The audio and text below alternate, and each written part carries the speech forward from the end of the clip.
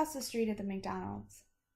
That was once the site of one of Detroit's main attractions, the Graystone Ballroom. It was a block-long structure finished in gray terracotta with 6 storefronts and a large entrance hall of marble and cream-colored stone. The ballroom offered dancing to packed crowds year-round. It was founded by jazz leader Jean Golquette and hosted big names including the Duke Ellington Orchestra and battles of big bands. The stunning ballroom was packed on a nightly basis through the 20s, 30s, and 40s. Dan Austin describes the scene well. Dancing was all the rage, and Detroiters were eager to strut their moves with the Charleston and the Lindy Hop. They flocked to the Graystone in droves to hear big bands fill the room with jazzy melodies.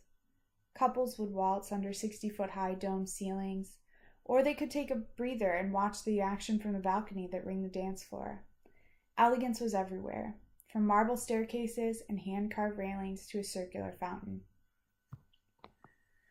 The immensely popular ballroom hosted jazz greats on a weekly basis. Some called it Detroit's cradle of jazz. Monday nights were always packed because they were colored nights, the only night that blacks that weren't performing were admitted.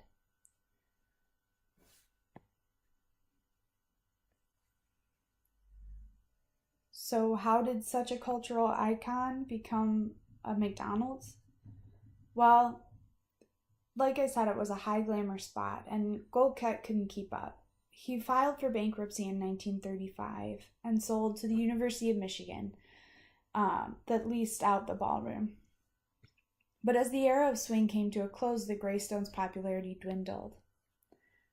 The Graystone changed hands a few more times before it was closed permanently in 1972. People rallied to preserve the legacy of the Graystone, but fire damage from a fire next door and general disrepair spurred many to call it an eyesore. The building was demolished in 1980. Today, the Detroit Sound Conservancy tries to keep the memory of the Graystone alive.